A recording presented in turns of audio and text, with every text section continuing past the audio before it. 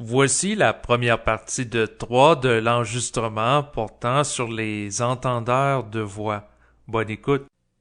Il y a présentement des individus qui vont entendre des voix et c'est des fois des gens qui vivent de la solitude et où ils sont plus disponibles à entendre des voix. Parfois, c'est des gens qui ont été diagnostiqués comme présentant de la schizophrénie ou non, tout dépendant la situation.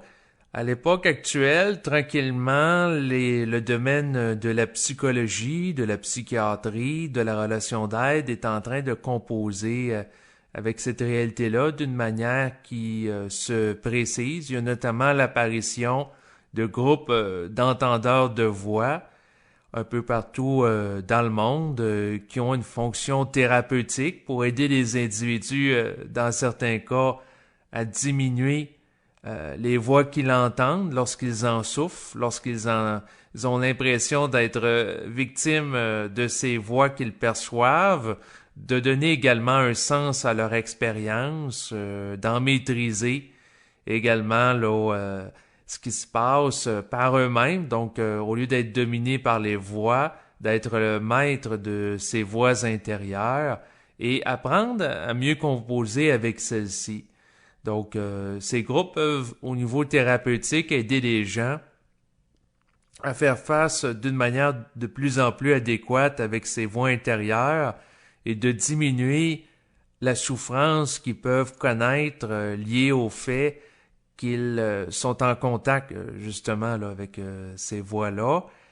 Et en même temps, mais ça permet à ces gens qui, dans certains cas, souffrent beaucoup de solitude, d'être en relation avec d'autres individus dans le cadre de groupes d'entraide qui vont favoriser l'intégration de leur expérience et briser, bien entendu, la solitude et l'isolement. Et je prends la parole aujourd'hui parce qu'il m'est venu à un moment donné l'idée qu'il pourrait être intéressant que les entendeurs de voix, donc les gens qui se réunissent en groupe, prennent conscience de l'existence de l'instruction supramentale. Ce que je fais référence par instruction supramentale, c'est une instruction qui a été amenée notamment par Sri Aurobindo et également, plus récemment, par Bernard de Montréal au Québec qui ont parlé du phénomène des voix intérieures à partir de la compréhension du principe que la pensée vient d'ailleurs. Donc, ce qui pourrait être intéressant, c'est qu'il y ait éventuellement des intervenants qui travaillent avec ceux qui entendent des voix et qui en viennent à tenir compte de la psychologie évolutionnaire, c'est-à-dire la psychologie supramentale qui a été développée par Bernard de Montréal pour que les groupes d'aide puissent bénéficier de ces informations qui vont permettre à l'individu d'intégrer davantage son expérience, non pas en fonction d'une perspective nouvelle âgeuse sur la réalité ou ésotérique, mais en fonction d'une perspective liée à une science de l'esprit, à une science qui a des principes, comme par exemple la pensée vient d'ailleurs, c'est-à-dire que chaque être humain est à l'image d'une radio qui va recevoir de l'information dans son mental, comme là, notamment comparé Bernard de Montréal, et l'être humain, lorsqu'il reçoit les pensées, c'est que il est un réceptacle, comme un radio ou un téléphone cellulaire d'une pensée qui a été émise au préalable par une entité. C'est sûr que juste de dire ça, il y a peut-être des gens dans le domaine scientifique, notamment les plus matérialistes, les plus cartésiens, vont dire « Ah, là on tombe dans de la croyance ». Donc, si vous dites qu'il y a des entités qui existent et vous n'êtes pas en mesure de me montrer une preuve scientifique, empirique, qu'on peut vérifier en laboratoire, et qui nous permet de générer des expériences reproductibles, eh bien, à ce moment-là, ce que vous dites, c'est de l'ordre de la croyance et ça n'a pas plus de valeur que les croyances qui ont été véhiculées par les religions, les sectes, les gourous, les philosophies, les idéologies, etc. Mais la question de l'existence des entités éventuellement sera vérifiée par la science actuelle, mais en attendant, l'individu qui a la capacité de faire preuve d'objectivité peut vivre l'expérience sur une base individuelle. Autrement dit, aux gens qui sont scientifiques, je leur dis, ne croyez pas ce qui est mentionné ici sur parole, ne croyez rien de ce qui est dit, mais vérifiez par contre par vous-même.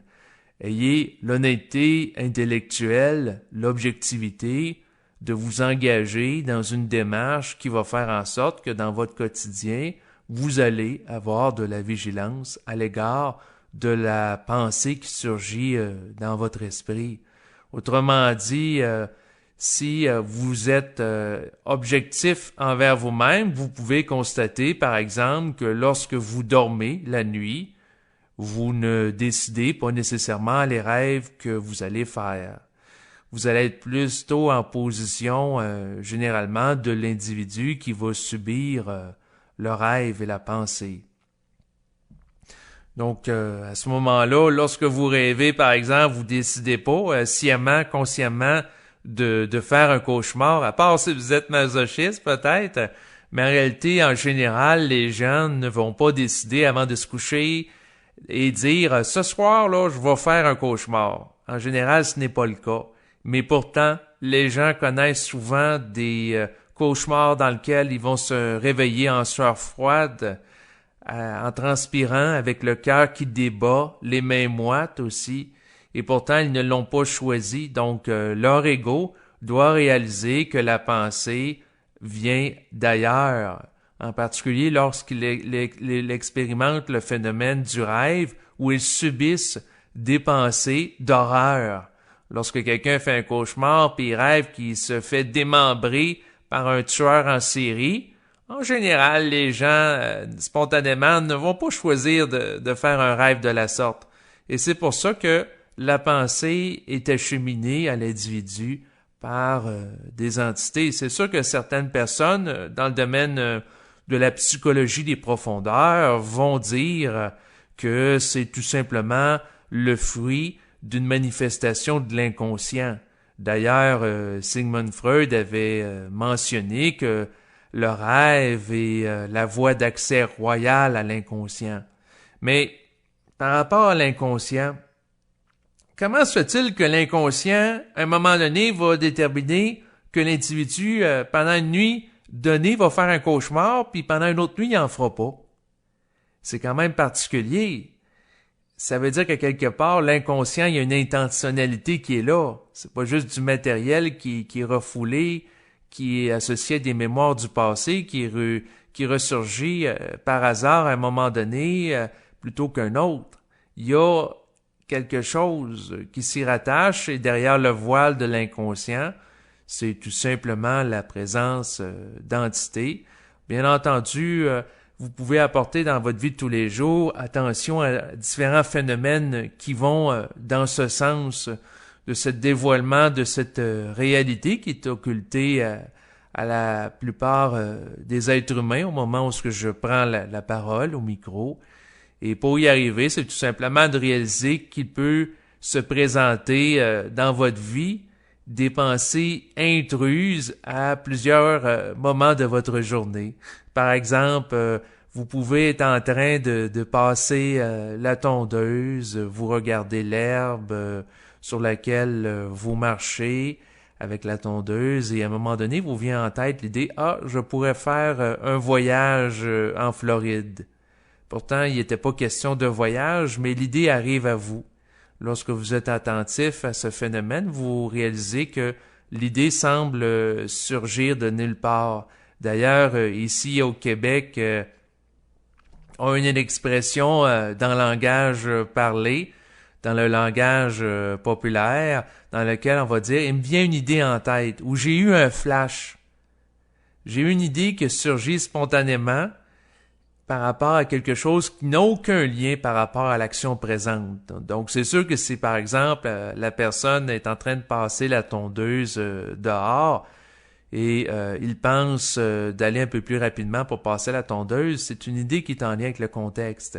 Mais la pensée intruse, c'est une pensée qui est sans lien avec l'action ou la conversation qui est en cours et qui surgit, sortie tout droit des nues, d'on ne sait où. Et cette pensée-là vient tout simplement d'une entité. Et on peut le reconnaître par rapport au fait que c'est une pensée qui est détachée du contexte. Donc, par exemple, l'individu qui passe la tondeuse pense à faire un voyage en Floride.